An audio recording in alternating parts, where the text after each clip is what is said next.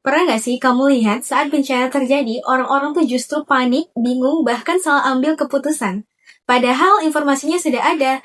Masalahnya bukan cuma bencananya sih, tapi cara kita berkomunikasi saat bencana terjadi. Halo semuanya, kenalin aku Lailan Sufina. Jadi di video ini aku mau bahas tentang ruang lingkup komunikasi kebencanaan. Sesuatu yang sering banget dianggap sepele, tapi dampaknya bisa menyelamatkan nyawa kita. Yuk kita bahas. Yang pertama, komunikasi sebelum bencana terjadi. Di tahap ini, komunikasi punya peran yang sangat penting untuk mempersiapkan masyarakat.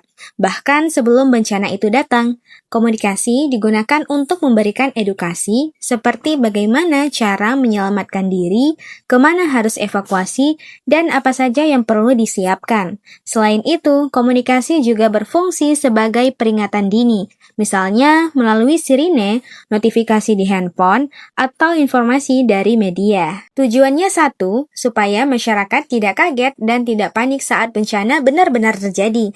Karena kalau komunikasi di tahap ini gagal, orang-orang akan tidak siap dan risiko yang terjadi bisa jauh lebih besar. Yang kedua, komunikasi saat bencana sedang berlangsung. Ini adalah fase yang paling krusial di situasi seperti ini. Informasi harus disampaikan dengan cepat, jelas, dan tidak membingungkan. Karena dalam kondisi panik, orang cenderung sulit untuk berpikir jernih. Maka, komunikasi harus benar-benar tepat sasaran, seperti memberikan informasi jalur evakuasi, kondisi terkini di lokasi, dan instruksi penyelamatan yang harus dilakukan. Kesalahan kecil dalam penyampaian informasi bisa berdampak besar bahkan mengancam keselamatan. Yang ketiga, komunikasi setelah bencana terjadi.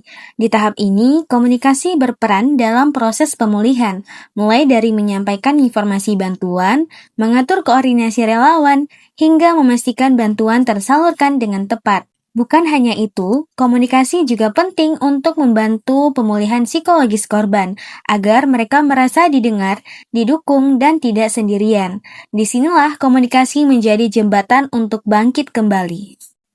Dan yang terakhir, komunikasi kebencanaan bukan hanya tanggung jawab pemerintah, tapi juga melibatkan banyak pihak, seperti media yang menyebarkan informasi, relawan yang turun langsung ke lapangan, dan kita sebagai masyarakat. Karena di era sekarang, satu informasi yang kita bagikan bisa dengan cepat menyebar luas, dan tanpa kita sadari itu bisa membantu atau justru keadaan.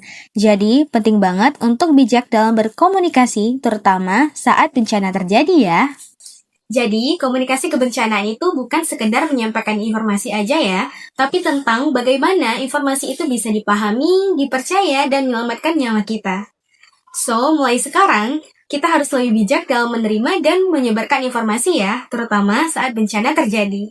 Kalau video ini bermanfaat buat kamu, jangan lupa di-share dan di-like agar orang-orang juga banyak yang tahu tentang hal ini.